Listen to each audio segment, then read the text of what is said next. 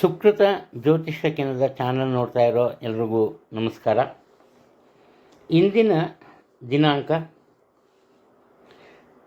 2026ನೇ ಇಸ್ವಿ ಮಾರ್ಚ್ ತಿಂಗಳ 28.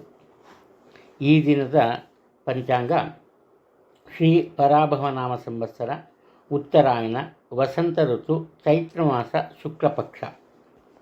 ಶನಿವಾರ ಆಗುತ್ತೆ.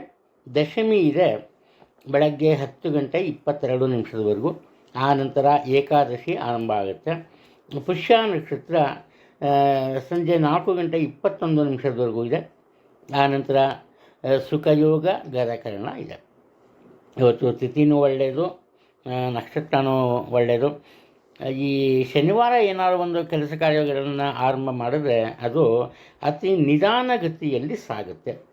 ಅದು ಬಿಟ್ಟರೆ ಬೇರೆ ಇನ್ನೇನು ದೋಷ ಇಲ್ಲ. ಆದರೂ 100 ಸಲ ಹೇಳ್ತೀನಿ, ಒಂದು ನಂಬಿಕೆ, ಯಾರೊಬ್ಬರ ನಂಬಿಕೆಯನ್ನು ಯಾರೂ ಬದಲಾಯಿಸೋದಕ್ಕೆ ಸಾಧ್ಯ ಇಲ್ಲ. ಆದರೆ ನಿಮ್ಮ ಹಳೆಯ ಕೆಲಸ ಕಾರ್ಯಗಳನ್ನು ಮುಂದುವರಿಸಿ, ಯಾವುದೇ ರೀತಿಯ ತೊಂದರೆ ಉಂಟಾಗಲ್ಲ, ಸುಗಮವಾಗಿ ನಡ್ಕೊಂಡು ಹೋಗುತ್ತೆ. ನಿಮ್ಮ ನಿರೀಕ್ಷೆಯಂತೆ ಅದರಲ್ಲಿ ಯಶಸ್ಸು ಸಹ ಸಿಗುತ್ತೆ. ಇನ್ನು ಈ ದಿನ ರಾಹುಕಾಲ ಬೆಳಗ್ಗೆ 9 ಗಂಟೆಯಿಂದ 10:00ವರೆಗೂ ಇರುತ್ತೆ. ಈ ಅವಧಿಯಲ್ಲಿ ಮುಖ್ಯವಾಗಿ ಯಾವುದೇ ದೇವರಿಗೆ ಪೂಜೆ ಮಾಡಿದರೂ ಉತ್ತಮ ಫಲಗಳು ಸಿಗುತ್ತೆ. ಅದರಲ್ಲೂ ದೇವಾಲಯಕ್ಕೆ ಉದ್ದಿನ ಬೇಳೆ ಮತ್ತು ಹೊಗೆ ಬಣ್ಣದ ಬಟ್ಟೆಯನ್ನು ನೀಡೋದ್ರಿಂದ ಉತ್ತಮ ಫಲಗಳನ್ನು ಖಂಡಿತವಾಗಲೂ ಪಡೀಬೋದು. ಅದಾದ ನಂತರ ಮುಖ್ಯವಾಗಿ ಯಮಗಂಡ ಕಾಲ ಮಧ್ಯಾಹ್ನ 1:30ರಿಂದ 3 ಗಂಟೆವರೆಗೂ ಇರುತ್ತೆ. ಪ್ರತಿನಿತ್ಯ ಹೇಳ್ತೀನಿ, ಈ ಅವಧಿಯಲ್ಲಿ ಮನೆಯಿಂದ ಹೊರಗೆ ಪ್ರಯಾಣ ಬೆಳೆಸಬಾರ್ದು. ಆದರೆ ಹೊರಗಿನಿಂದ ಮನೆಗೆ ವಾಪಸ್ ಬರ್ಬೋದು, ತೊಂದರೆ ಇಲ್ಲ. ಹೊಸದಾಗಿ ಔಷಧಿಯನ್ನು ಸೇವನೆ ಮಾಡೋದಕ್ಕೆ ಆರಂಭ ಮಾಡಬಾರ್ದು. ಹಾಗೆ ಹೊಸದಾದ ವಾಹನವನ್ನು ಕೊಳ್ಳಬಾರ್ದು. ನೆನಪಲ್ಲಿ ಇಟ್ಕೊಂಡಿರಲಿ. ಈ ಚಾನಲ್ನ ವೀಕ್ಷಣೆ ಮಾಡ್ತಿರೋ ತಮಗೆಲ್ರಿಗೂ ದೇವರು ಒಳ್ಳೆಯದನ್ನು ಮಾಡಲಿ. ಎಲ್ರಿಗೂ ನಮಸ್ಕಾರಗಳು. ಇಲ್ಲಿ ಈ ಇಂದಿನ ರಾಶಿ ಭವಿಷ್ಯದ ಬಗ್ಗೆ ಸ್ವಲ್ಪ ಗಮನವನ್ನು ಇನ್ನು ಮುಂದೆ ಹರಿಸೋಣ. ಮೇಷರಾಶಿಯವರ ವಿಚಾರಕ್ಕೆ ಬಂದಾಗ ಆರೋಗ್ಯದಲ್ಲಿ ಉತ್ತಮ ಒಂದು ಪ್ರಗತಿ ಬರುತ್ತೆ. ಅಂದರೆ ಏನಾದರೂ ತೊಂದರೆ ಇದ್ದರೆ ಸರಿ ಹೋಗುತ್ತೆ. ಆದರೆ ಸಣ್ಣ ಪುಟ್ಟ ದೋಷ, ಉದಾಹರಣೆ ಪಿತ್ತದ ದೋಷ ಇರುತ್ತೆ. ಹಾಗೆ ಕಣ್ಣಿನ ದೋಷ ಇದ್ದವರು ಸ್ವಲ್ಪ ಎಚ್ಚರಿಕೆಯನ್ನು ವಹಿಸಬೇಕು. ಬುದ್ಧಿವಂತಿಕೆಯಿಂದ ನಿಮ್ಮ ಕೆಲಸ ಕಾರ್ಯಗಳನ್ನು ಮಾಡ್ತೀರಿ. ಹಾಗೆ ನೀವು ಮಾಡೋ ಕೆಲಸ ಕಾರ್ಯಗಳಿಂದಾಗಲಿ ಅಥವಾ ನೀವು ತೆಗೆದುಕೊಳ್ಳೋ ತೀರ್ಮಾನಗಳಿಂದಾಗಲಿ ಯಾರಿಗೂ ತೊಂದರೆ ಆಗಲ್ಲ. ಆ ರೀತಿ ನೀವು ಜೀವನದಲ್ಲಿ ಮುಂದುವರಿತೀರಿ. ಈ ಕಾರಣದಿಂದ ಎಲ್ಲರ ಪ್ರೀತಿ ವಿಶ್ವಾಸ ನಿಮ್ಮದಾಗುತ್ತೆ. ಅದರಲ್ಲಿ ಯಾವುದೇ ಒಂದು ಸಂದೇಹ ಇಲ್ಲ. ಇನ್ನು ನಿಮ್ಮ ಮಕ್ಕಳ ವಿಚಾರಕ್ಕೆ ಬಂದಾಗ ತುಂಬ ಒಳ್ಳೆಯರು. ಆದರೆ ಅವರು ತಮ್ಮಲ್ಲಿರುವ ಬುದ್ಧಿಶಕ್ತಿಯನ್ನು ಸಮಯಕ್ಕೆ ತಕ್ಕಂತೆ ಬಳಸೋದ್ರಲ್ಲಿ ವಿಫಲರಾಗ್ತಾರೆ. ಆದ್ದರಿಂದ ಅವರು ಚಿಕ್ಕವರಾಗಿರಲಿ ಅಥವಾ ದೊಡ್ಡವರಾಗಿರಲಿ, ನಿಮ್ಮ ಅವಶ್ಯಕತೆ ಅವ್ರಿಗೆ ಇರುತ್ತೆ. ಸಾಧ್ಯವಾದಷ್ಟು ನೀವು ಕಡಿಮೆ ಮಾತನ್ನು ಆಡ್ತೀರಿ. ಮಾತು ಕಡಿಮೆ, ಕೆಲಸ ಜಾಸ್ತಿ. ಈ ರೀತಿ ನಿಮ್ಮ ಜೀವನ. ಹಾಗೆ ಮನಸ್ಸಿಗೆ ಬೇಸರ ಇರುತ್ತೆ. ಆದ್ದರಿಂದ ಕುಟುಂಬದ ಜೊತೆ ಕಿರು ಪ್ರವಾಸ, ಅದರಲ್ಲೂ ಈ ಯಾತ್ರಾ ಸ್ಥಳಗಳಿಗೆ ಭೇಟಿಯನ್ನು ನೀಡ್ತೀರಿ. ಒಟ್ಟಾರೆ ಈ ಉದ್ಯೋಗ ಕ್ಷೇತ್ರದಲ್ಲಿ ಸಹ ನಿಮಗೆ ಒಂದು ಒಳ್ಳೆಯ ಹೆಸರು ಇರುತ್ತೆ. ಅದು ಹಾಗೆ ಉಳಿಸ್ಕೊಂಡು ಹೋಗ್ತೀರಿ, ತೊಂದರೆ ಏನಿಲ್ಲ. ಉತ್ತಮ ಆದಾಯ ಇರುತ್ತೆ. ಆದಾಯದ ವಿಚಾರದಲ್ಲೂ ಪ್ರಾಬ್ಲಮ್ ಇಲ್ಲ. ಆದರೆ ಈ ಖರ್ಚು ವೆಚ್ಚದ ಮೇಲೆ ಸ್ವಲ್ಪ ಹಿಡಿತವನ್ನು ಸಾಧಿಸೋದಕ್ಕೆ ಪ್ರಯತ್ನ ಪಡೋದು ಒಳ್ಳೆಯದು. ಇಲ್ಲದೆ ಹೋದರೆ ಹಣದ ಕೊರತೆ ಇರುತ್ತೆ. ಹಣದ ತೊಂದರೆಗೆ ಸಿಕ್ಕಾಕೊಂಬಲ್ಲ, ಹಣದ ಕೊರತೆ ಇರುತ್ತೆ. ಬೇರೆಯವರ ಸಹಾಯವನ್ನು ಬೇಡುವಂತಹ ಪರಿಸ್ಥಿತಿ ಬಂದ್ಬಿಡುತ್ತೆ. ಎಚ್ಚರಿಕೆಯಿಂದ ಇರೋದು ಒಳ್ಳೆಯದು. ಹೃದಯಕ್ಕೆ ಸಂಬಂಧಪಟ್ಟಂತೆ ದೋಷ ಇದ್ದವರು ಸ್ವಲ್ಪ ವೈದ್ಯರನ್ನು ಭೇಟಿ ಮಾಡೋದು ಒಳ್ಳೆಯದು, ಏನಾದರೂ ತೊಂದರೆ ಕಂಡು ಬಂದರೆ. ವೃಷಭ ರಾಶಿಯವರು ಸಮಾಜಕ್ಕೆ ಹೊಂದಿಕೊಂಡು ಬಾಳುವಂತಹ ಒಂದು ಸೌಜನ್ಯತೆಯನ್ನು ತೋರಿಸ್ತಾರೆ. ಅದರಲ್ಲೂ ಹೆಚ್ಚಾಗಿ ಈ ದಿನ ಮಹಿಳೆಯರಿಗೆ ವಿಶೇಷವಾದಂತಹ ಲಾಭ ಅಥವಾ ವಿಶೇಷವಾದಂತಹ ಫಲಿತಾಂಶಗಳು ಸಿಗುತ್ತೆ, ತೊಂದರೆ ಏನಿಲ್ಲ. ಆದರೆ ದಂಪತಿಗಳ ನಡುವೆ ಯಾವುದೋ ಒಂದು ಬೇಡದ ವಿಚಾರಕ್ಕೆ, ಸಣ್ಣ ಪುಟ್ಟ ವಿಚಾರಕ್ಕೆ ಉಂಟಾಗುವಂತಹ ಈ ಜಗಳ ಅಥವಾ ಮನಸ್ತಾಪ ಈ ದಿನದ ಮಟ್ಟಿಗೆ ಸ್ವಲ್ಪ ದೊಡ್ಡದಾಗುತ್ತೆ. ಆದ್ದರಿಂದ ಮಾತಿನ ಮೇಲೆ ಸ್ವಲ್ಪ ಇದನ್ನು ಹತೋಟಿಯನ್ನು ತಂದ್ಕೊಳ್ಳಿ. ಒಳ್ಳೆಯ ಕೆಲಸಗಳನ್ನು ಮಾಡ್ತೀರಿ. ಒಳ್ಳೆಯ ಕೆಲಸ ಅಂದರೆ ನಿಮ್ಮ ಕೆಲಸದಿಂದ ಕುಟುಂಬಕ್ಕೆ ಮುಖ್ಯವಾಗಿ ಒಳ್ಳೆಯದಾಗುತ್ತೆ. ಎಷ್ಟೇ ಕಷ್ಟ ಆದರೂ ಕೂಡ ಆರೋಗ್ಯವನ್ನು ಉಳಿಸ್ಕೋತೀರಿ. ಆದರೆ ನಿಮಗೆ ಚಿಕ್ಕ ಪುಟ್ಟ ಮಕ್ಕಳು, ಅದರಲ್ಲೂ ಅಂದರೆ ಸುಮಾರು ಒಂದು 5 ವರ್ಷದ ಒಳಗಿನ ಮಕ್ಕಳಿಗೆ ಹೆಚ್ಚಿನ ಮಟ್ಟದ ಜ್ವರ ಬರುವಂತಹ ಸಾಧ್ಯತೆ ಇದೆ. ನಿಮ್ಮ ತಂದೆಯವರಿಂದ ಸಹಾಯ ಸಿಗುತ್ತೆ. ಹಾಗೆಯೇ ಸರ್ಕಾರಕ್ಕೆ ಸಂಬಂಧಪಟ್ಟಂತಹ ಏನಾದರೂ ಕೆಲಸ ಕಾರ್ಯಗಳು ಬಾಕಿ ಇದ್ದರೆ ಅದನ್ನು ಸಹ ನೀವು ಪೂರ್ಣಗೊಳಿಸ್ತೀರಿ, ತೊಂದರೆ ಇಲ್ಲ. ಉದ್ಯೋಗ ಕ್ಷೇತ್ರದಲ್ಲಿ ನಿಮ್ಮ ಹಿರಿಯ ಅಧಿಕಾರಿಗಳು ನಿಮ್ಮ ಮಾತನ್ನು ಗೌರವಿಸ್ತಾರೆ. ಇದೊಂದು ಒಳ್ಳೆಯ ವಿಚಾರ. ನಿಮ್ಮ ಮಕ್ಕಳಿಗೆ ಸಹ ಗಣ್ಯ ವ್ಯಕ್ತಿಗಳ ಸಹಕಾರ ದೊರೆಯುತ್ತೆ. ಸಮಾಜದಲ್ಲಿ ಒಂದು ಕೀರ್ತಿ ಪ್ರತಿಷ್ಠೆ ಸಹ ದೊರೆಯುತ್ತೆ.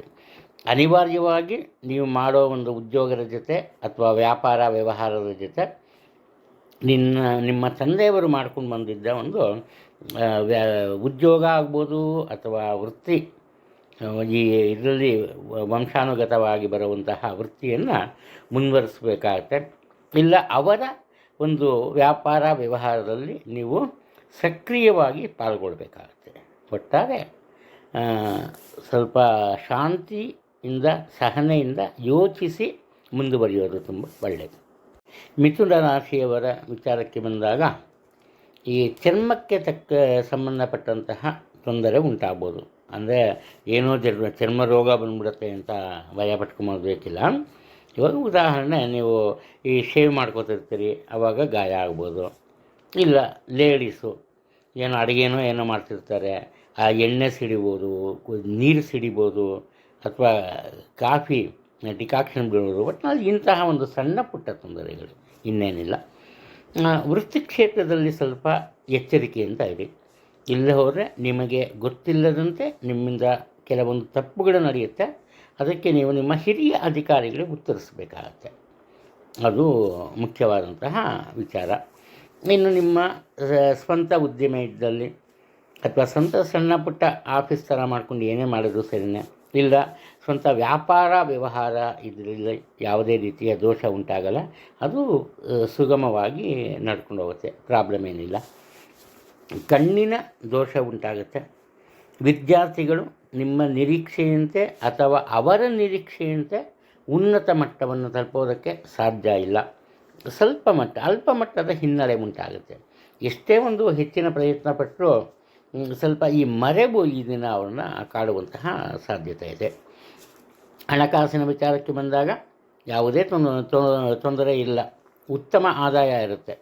ಹಾಗೆಯೇ ಖರ್ಚು ವೆಚ್ಚದ ಮೇಲೆ ಹತೋಟಿಯನ್ನು ಸಾಧಿಸ್ತೀರಿ. ಸುಲಭವಾಗಿ ನಿಮ್ಮ ಬಳಿ ಇರುವಂತಹ ಹಣವನ್ನು ಖರ್ಚು ಮಾಡಲ್ಲ. ಆದರೆ ಯಾವುದೇ ಕೆಲಸ ಕಾರ್ಯ ಆದರೂ ಪ್ರಯತ್ನ ಪಡುವಾಗ ಒಂದು ನಿರ್ದಿಷ್ಟವಾದಂತಹ ಗುರಿ ಆಗಲಿ, ಒಳ್ಳೆಯ ಭಾವವನ್ನು ಯೋಚನೆ ಆಗಲಿ, ಅಥವಾ ಸ್ಥಿರವಾದ ಬುದ್ಧಿ ಆಗಲಿ ಇರಲ್ಲ. ಸ್ವಲ್ಪ ಬೇರೆಯವರ ಒಂದು ಮಾತನ್ನು ಕೇಳೋದು ಜಾಸ್ತಿ. ಬೇರೆಯವರ ಮಾತನ್ನು ಕೇಳಿ ತುಂಬ ಒಳ್ಳೆಯ ಮನುಷ್ಯ ಸಂಘಜೀವಿ. ಆದರೆ ಅದು ಎಷ್ಟು ನಿಜ, ಅದರಿಂದ ಎಷ್ಟು ಅನುಕೂಲ, ಅದನ್ನು ಯೋಚನೆ ಮಾಡಿ ಮುಂದುವರಿಯೋದು ತುಂಬ ಒಳ್ಳೆಯದು. ಕಟಕ ರಾಶಿಯವರು ಮುಖ್ಯವಾಗಿ ಈ ದಿನ ಹಣಕಾಸಿನ ವಿಚಾರದಲ್ಲಿ ತಪ್ಪಾದ ನಿರ್ಧಾರಗಳನ್ನು ತಗೋತೀರಿ. ಹಣಕಾಸಿಗೆ ತೊಂದರೆ ಏನಿಲ್ಲ, ಉತ್ತಮ ಆದಾಯ ಇರುತ್ತೆ. ಹಾಗೆ ಸ್ವಲ್ಪ ನಿಮಗೆ ಬಾಯಿನಾಗೋದು ಅಥವಾ ಗಂಟಲಲ್ಲಿ ಈ ಹುಣ್ಣಾಗೋದು, ಇಂತಹ ಒಂದು ಒಟ್ಟಾರೆ ಮಾತಿಗೆ ಸುಲಭವಾಗಿ ಮಾತನ್ನು ಆಡೋಕ್ಕಾಗಲ್ಲ ಅಂತಹ ದೋಷ ಕಂಡುಬರುತ್ತೆ. ಹಣಕಾಸಿನ ತೊಂದರೆ ಇಲ್ಲ. ಒಳ್ಳೆಯ ವಾಗ್ಮಿಗಳು, ಅಂದರೆ ಸಮಯ ಸಂದರ್ಭಕ್ಕೆ ಅನುಗುಣವಾಗಿ ಎಲ್ಲರ ಮನಸ್ಸಿಗೂ ಇಷ್ಟವಾಗುವಂತಹ ಮಾತುಕತೆ ಆಡುವಂತಹ ಬುದ್ಧಿವಂತಿಕೆ ಮತ್ತು ಜ್ಞಾನ ನಿಮ್ಮಲ್ಲಿರುತ್ತೆ. ಅದನ್ನು ಸರಿಯಾದ ರೀತಿಯಲ್ಲಿ ಬಳಸ್ಕೋತೀರಿ. ನಿಮ್ಮ ಬುದ್ಧಿವಂತಿಕೆಯಿಂದ ನಿಮಗೆ ದೊರೆಯಬೇಕಾದಂತಹ ಎಲ್ಲ ರೀತಿಯ ಸಹಾಯವನ್ನು ನೀವು ಅಥವಾ ಅನುಕೂಲತೆಗಳನ್ನು ಪಡಿತೀರಿ. ಅದು ಮಕ್ಕಳಿಂದ ಸಹಾಯ ಇದೆ, ಅದರಲ್ಲೂ ನಿಮ್ಮ ಮಗಳಿಂದ ಹೆಚ್ಚಿನ ಸಹಾಯ ಇದೆ. ಹಣಕಾಸಿನ ಸಂಸ್ಥೆಯ ಒಡೆತನ ನಿಮ್ಮ ಪಾಲಿಗೆ ಬರುತ್ತೆ, ಅಥವಾ ಬೇರೆಯವರು ಹಣಕಾಸಿನ ವಿಚಾರದಲ್ಲಿ ಯಾವುದೋ ಒಂದು ತಪ್ಪು ನಿರ್ಧಾರವನ್ನು ತೆಗೆದುಕೊಂಡು ಕಷ್ಟದಲ್ಲಿ ಸಿಲುಕಿರ್ತಾರೆ. ಅವರ ಜೀವನವನ್ನು ಸರಿಪಡಿಸೋದ್ರಲ್ಲಿ ನೀವು ಯಶಸ್ಸನ್ನು ಕಾಣ್ತೀರಿ, ಅದು ಕಂಡು ಬರ್ತಾ ಇದೆ. ಹಾಗೆಯೇ ನಿಮ್ಮ ಹಿರಿಯ ಸೋದರ ಅಥವಾ ಹಿರಿಯ ಸೋದರಿಯ ಜೊತೆಯಲ್ಲಿ ಮನಸ್ತಾಪ ಅಥವಾ ಭಿನ್ನಾಭಿಪ್ರಾಯ ಇರುತ್ತೆ. ಅವರ ಒಂದು ಜೀವನದಲ್ಲಿ ಸಹ ಕೆಲವೊಂದು ಅಹಿತಕರ ಘಟನೆಗಳು ನಡೆಯುತ್ತೆ. ಅದು ಮಕ್ಕಳ ವಿಚಾರದಲ್ಲಿ ಎಚ್ಚರಿಕೆ ಇರಲಿ. ಅದರಲ್ಲೂ 5ರಿಂದ 10 ವರ್ಷದ ವಯಸ್ಸಿನ ಮಕ್ಕಳಿಗೆ ಆರೋಗ್ಯದಲ್ಲಿ ತೊಂದರೆ ಉಂಟಾಗುವಂತಹ ಸಾಧ್ಯತೆ ಕಂಡುಬರುತ್ತೆ. ಎಷ್ಟೇ ಕಷ್ಟ ಆದರೂ ನಿಮ್ಮ ಒಂದು ಸ್ಥಾನಮಾನವನ್ನು ಉಳಿಸ್ಕೋತೀರಿ, ನಿಮ್ಮ ಅಧಿಕಾರವನ್ನು ಉಳಿಸ್ಕೋತೀರಿ, ಯಾರಿಗೂ ಒಪ್ಪಿಸಲ್ಲ. ಹಾಗೆಯೇ ನಿಮ್ಮ ಕೀರ್ತಿಗೆ ಭಂಗ ಬರುವಂತಹ ಕೆಲಸ ಕಾರ್ಯಗಳಿಂದ ದೂರ ಉಳಿತೀರಿ. ಸಿಂಹರಾಶಿಯವರು ಇವರು ಬೇರೆಯವರಿಗೆ ನನ್ನ ಹತ್ರ ದುಡ್ಡಿಲ್ಲ ಅಂತ ಹೇಳ್ತಾರೆ. ಇವರಿಗೆ ಏನೇನು ಬೇಕು ಅಂತಹ ವಸ್ತುವನ್ನು ಕೊಂಡ್ಕೋತಾರೆ. ಹಾಗೆ ಎಲ್ಲ ರೀತಿಯ ಅನುಕೂಲತೆಯನ್ನು ಸಹ ಪಡೀತಾರೆ. ಇಲ್ಲಿ ಮುಖ್ಯ ಏನು ಅಂದರೆ ಇವರು ಸಾಲನೇ ಮಾಡ್ತಾರೋ ಅಥವಾ ಬೇರೆಯವರಿಂದ ಹಣವನ್ನು ಸಹಾಯವಾಗಿ ಪಡಿತಾರೋ ಗೊತ್ತಿಲ್ಲ. ಆದರೆ ಇವರ ಮೇಲೆ ಇವರ ಕುಟುಂಬದ ಸದಸ್ಯರಿಗೆ ಸ್ವಲ್ಪ ಅನುಮಾನ ಬರುತ್ತೆ. ಅನುಮಾನ ಬರೋದು ಅಂದರೆ ಏನು ತೊಂದರೆ ಏನಾಗಲ್ಲ, ಬಟ್ನಲ್ಲಿ ಇವರಿಗೆ ಒಂದು ರೀತಿ ಮಾತನ್ನು ಕೇಳಬೇಕಾಗುತ್ತೆ ಅವರಿಂದ. ಇಷ್ಟಾದರೂ ಕೂಡ ಇವರು ತಮ್ಮ ಸೋದರ ಸೋದರಿಯರ ಅಭಿವೃದ್ಧಿಯಲ್ಲಿ ಮುಖ್ಯ ಪಾತ್ರವನ್ನು ವಹಿಸ್ತಾರೆ, ತೊಂದರೆ ಏನಿಲ್ಲ. ಇವರ ಸೋದರನ ಒಂದು ಆರೋಗ್ಯದಲ್ಲಿ ಇವರ ಸಹಾಯದಿಂದ ಅನುಕೂಲತೆ ಕಂಡುಬರುತ್ತೆ. ಜೀವನದಲ್ಲಿ ಎದುರಾದ ಒಂದು ದೊಡ್ಡ ಪ್ರಮಾಣದ ತೊಂದರೆಯಿಂದ ಬುದ್ಧಿವಂತಿಕೆಯಿಂದ ನಿಮ್ಮ ತಂದೆ ಪಾರಾಗ್ತಾರೆ, ತೊಂದರೆಯಿಂದ. ನಿಮ್ಮ ಕೈ ಕಾಲುಗಳಿಗೆ ಪೆಟ್ಟು ಬೀರುವಂತಹ ಸಾಧ್ಯತೆ ಇದೆ. ಮಾತಿನ ಮೇಲೆ ಹತೋಟಿ ಇರಲಿ, ಇಲ್ಲದ ಜನರಿಂದ ಅಂದರೆ ಅದರಲ್ಲೂ ನಿಮ್ಮ ಉದ್ಯೋಗ ಸ್ಥಳದಲ್ಲಿ ನಿಮ್ಮ ಸಹೋದ್ಯೋಗಿಗಳಿಂದ ವಿರೋಧವನ್ನು ಎದುರಿಸಬೇಕಾಗತ್ತೆ. ಉಷ್ಣದ ತೊಂದರೆ ಇರುತ್ತೆ, ಅದು ಎಚ್ಚರಿಕೆ ಇರಲಿ. ಇದರಿಂದ ನಿಮಗೆ ಈ ಆಮಶಂಕೆಯಂತಹ ತೊಂದರೆ ಬರುವಂತಹ ಸಾಧ್ಯತೆ ಇದೆ.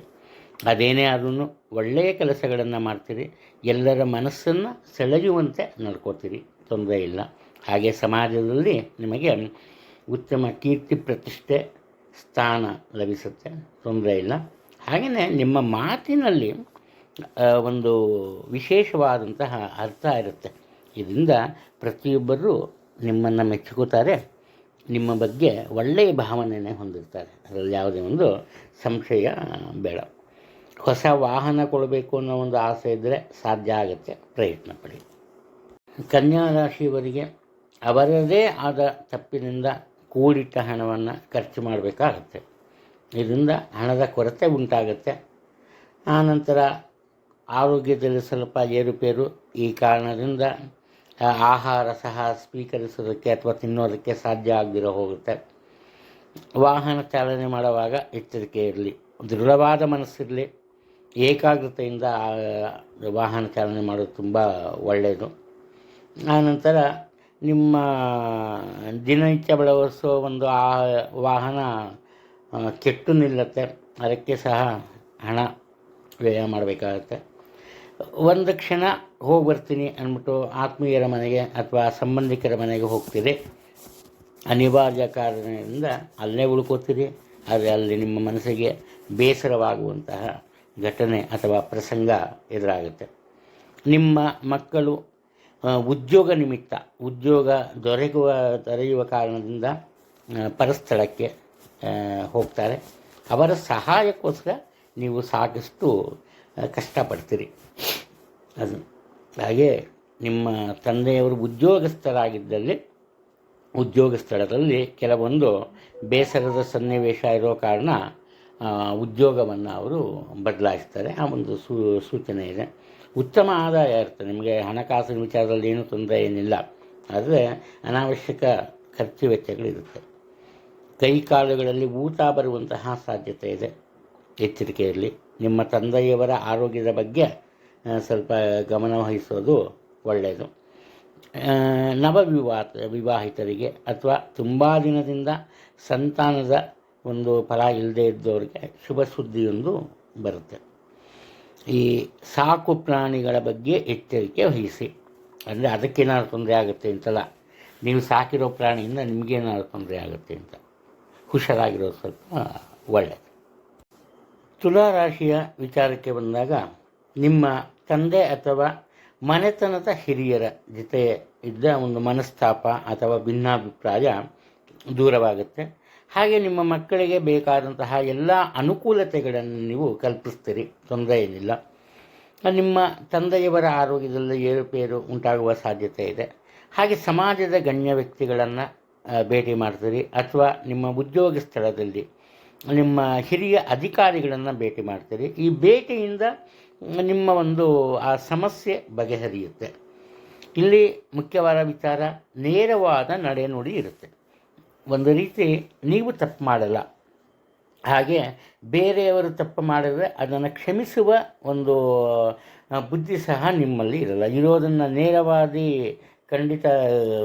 ಖಂಡಿತವಾದಿ ಲೋಕಕ್ಕೆ ವಿರೋಧಿ ಅಂತಾರಲ್ಲ, ಆ ಥರ ಎಲ್ಲರನ್ನ ವಿರೋಧಿಸ್ತೀರಿ. ಆದ್ದರಿಂದ ಕೆಲವರು ನಿಮ್ಮಿಂದ ದೂರ ಉಳಿತಾರೆ, ಏನೂ ತೊಂದರೆ ಇಲ್ಲ. ಬಂಧು ಬಳಗದವರಿಂದ ದೂರ ಉಳಿತೀರಿ. ಅವರಾಗಿ ಬಂದರೂ ಕೂಡ ನಿಮಗೆ ಅವರ ಒಂದು ರೀತಿ ನೀತಿ ಇಷ್ಟ ಆಗಲ್ಲ. ಅದು ನಿಮ್ಮ ಈ ಕೆಲಸ ಕಾರ್ಯದಿಂದ ವಿರೋಧಿಗಳು ಹೆಚ್ಚುತ್ತಾರೆ. ಅದರ ಉದ್ಯೋಗ ಕ್ಷೇತ್ರದಲ್ಲಿ ಹಣಕಾಸಿನ ತೊಂದರೆ ಇಲ್ಲ, ಉತ್ತಮ ಆದಾಯ ಇರುತ್ತೆ. ಖರ್ಚು ವೆಚ್ಚದಲ್ಲಿ ಹೆಚ್ಚಿನ ಪ್ರಮಾದ ಉಂಟಾಗಲ್ಲ, ಅಲ್ಪ ಮಟ್ಟದ ಖರ್ಚು ವೆಚ್ಚ. ಕಣ್ಣಿನ ತೊಂದರೆ ಇರುತ್ತೆ, ಎಚ್ಚರಿಕೆಯಿಂದ ಇರಿ. ಹಾಗೆ ಪ್ರಾಣಿಗಳಿಂದ ತೊಂದರೆ ಆಗುವಂತಹ ಸಾಧ್ಯತೆ ಇದೆ. ಮನಸ್ಸಿನಲ್ಲಿ ಏನೋ ಒಂದು ಚಿಂತೆ ಇರುತ್ತೆ, ಎಲ್ಲ ಒಳ್ಳೆಯದಾದರೂ ಕೂಡ ಚಿಂತೆ ಇರುತ್ತೆ. ಉಷ್ಣದ ತೊಂದರೆ ನಿಮ್ಮನ್ನು ತುಂಬ ಕಾಡುತ್ತೆ. ಆರೋಗ್ಯನ ಉಳಿಸುವಕ್ಕೆ ನೀವು ಮಾಡಬೇಕಾಗಿರೋದು ಸರಳವಾದ ವ್ಯಾಯಾಮ, ಮಾರ್ನಿಂಗ್ ವಾಕ್, ಬೆಳಗಿನ ವೇಳೆ ವಾಕಿಂಗ್ ಮಾಡೋದು ಇಂಥದ್ದು. ನಿಮ್ಮ ತಂದೆ ಬೇರೆಯವರ ಮಾತನ್ನು ಕೇಳಿ ಕುಟುಂಬದ ಒಂದು ಅಸ್ವಾಸ್ಥ್ಯ ಅಥವಾ ಶಾಂತಿಯನ್ನು ಕೆಡಿಸುವಂತಹ ಕೆಲಸವನ್ನು ಮಾಡ್ತಾರೆ. ವೃಶ್ಚಿಕ ರಾಶಿಯವರ ವಿಚಾರಕ್ಕೆ ಬಂದಾಗ ನಿಮ್ಮ ಒಂದು ಸ್ವಂತ ಕೆಲಸ ಕಾರ್ಯಗಳಿಗೆ ಸಂಬಂಧಪಟ್ಟಂತೆ ನಿಮ್ಮ ತಂದೆಯವರು ಬುದ್ಧಿವಂತಿಕೆ ನಿರ್ಧಾರವನ್ನು ತಗೋತಾರೆ. ದುಡುಕುತನದಿಂದ ನೀವು ತೊಂದರೆಗೆ ಒಳಗಾಗಿರ್ತೀರಿ, ಆದರೆ ಪಾರಾಗ್ತೀರಿ.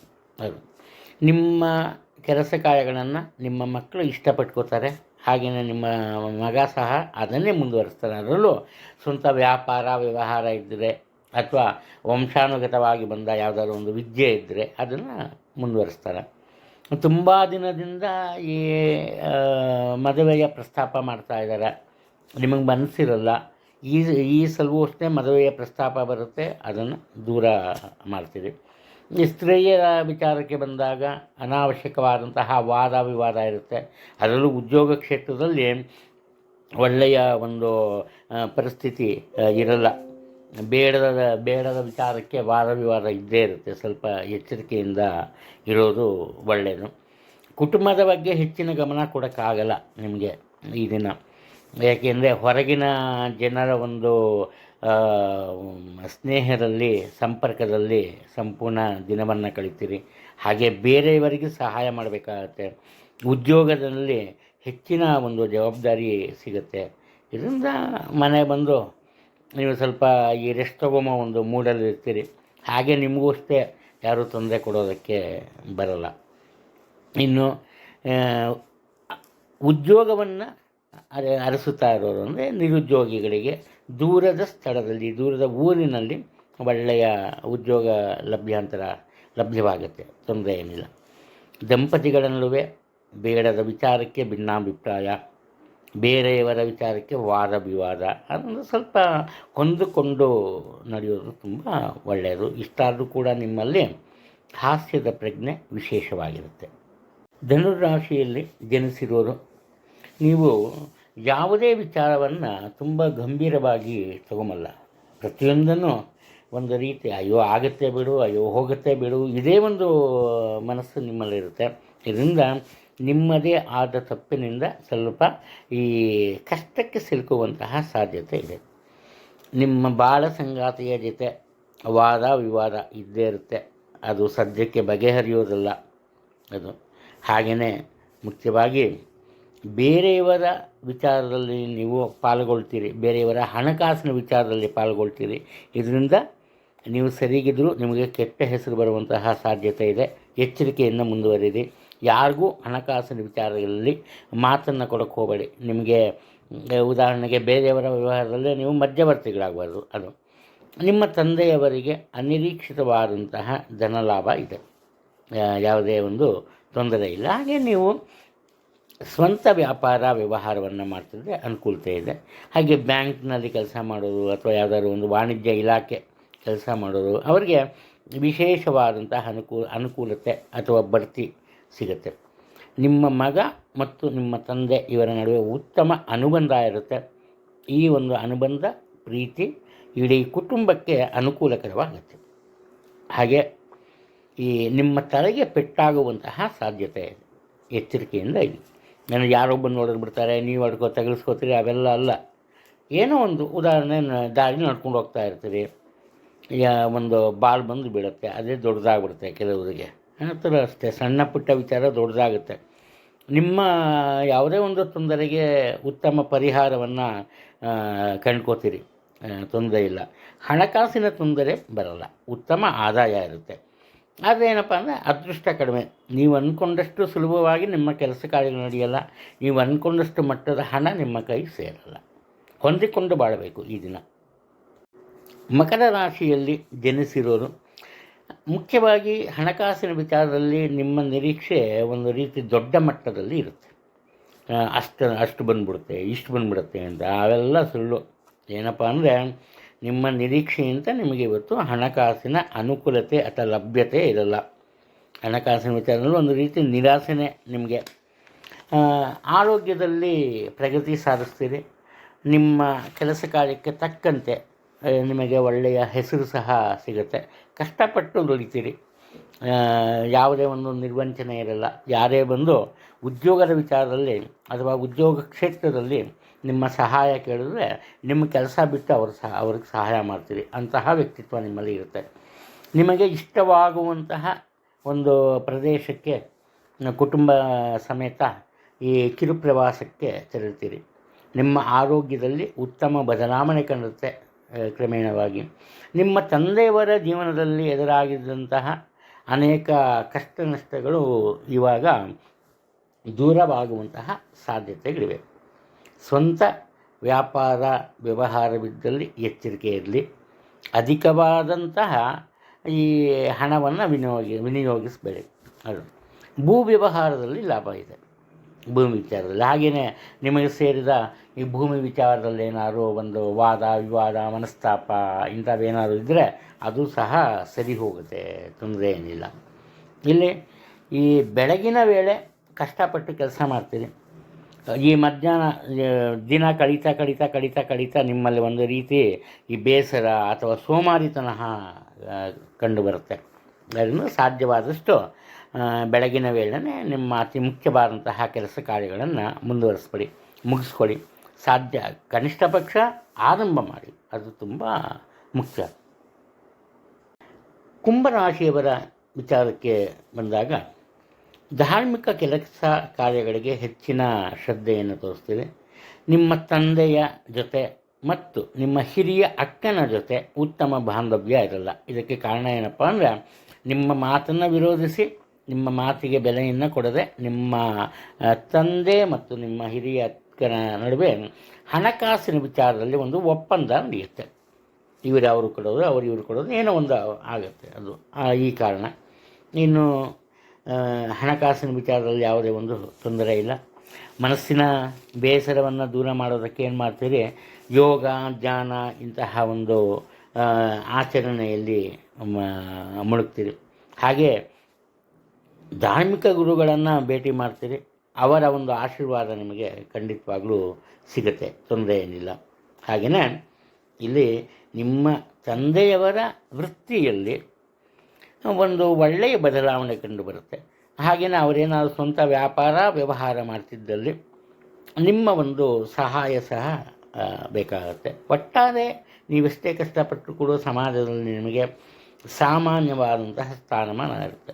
ಎಲ್ಲರೂ ಮೆಚ್ಕೋತಾರೆ, ನೀವು ಬಹುಜನಪ್ರಿಯರು, ಪ್ರತಿಯೊಬ್ಬರೂ ನಿಮ್ಮನ್ನು ಇಷ್ಟಪಡ್ತಾರೆ. ಬರೀ ಅದು ಬೇಷ್ ಅನ್ನೋದರಲ್ಲಿ ಅಥವಾ ಮಾತಿನ ರೂಪದಲ್ಲಿ ಇರುತ್ತೆ, ಬೇರೆ ಏನೂ ಉಪಯೋಗ ಇಲ್ಲ. ಇನ್ನು ವಿದ್ಯಾರ್ಥಿಗಳ ವಿಚಾರಕ್ಕೆ ಬಂದಾಗ ದೊಡ್ಡ ಮಟ್ಟದ ಸಾಧನೆಯನ್ನು ಇವರು ಮಾಡ್ತಾರೆ, ಅದು ಕಂಡು ಬರ್ತಾ ಇದೆ. ಹಾಗೆಯೇ ನಿಮಗೆ ಉದ್ಯೋಗ ಕ್ಷೇತ್ರದಲ್ಲಿ ಹಿರಿಯ ಅಧಿಕಾರಿಗಳು ಬೇರೆಯವರಿಗೆ ತಿಳಿಯದಂತೆ ಕೆಲವೊಂದು ವಿಶೇಷ ಸವಲತ್ತನ್ನು ಕೊಡ್ತಾರೆ. ಅಂದರೆ ಅವರ ಸಹಾಯ ಸಿಗುತ್ತೆ. ಇದರಿಂದ ನಿಮಗೂ ಖುಷಿಯಾಗುತ್ತೆ, ನೀವು ಒಳ್ಳೆಯ ಕೆಲಸಗಳನ್ನು ಮಾಡ್ತೀರಿ, ಉದ್ಯೋಗ ಕ್ಷೇತ್ರದಲ್ಲಿ ಎಲ್ಲರಿಗಿಂತ ಉತ್ತಮ ಸ್ಥಾನಮಾನ ಮತ್ತು ಗೌರವವನ್ನು ಗಳಿಸ್ತೀರಿ. ಒಟ್ಟಾರೆ ಎಲ್ಲರೊಂದಿಗೆ ಹೊಂದಿಕೊಂಡು ಬಾಳೋದೇ ನಿಮ್ಮ ಧ್ಯೇಯವಾಗಿರುತ್ತೆ.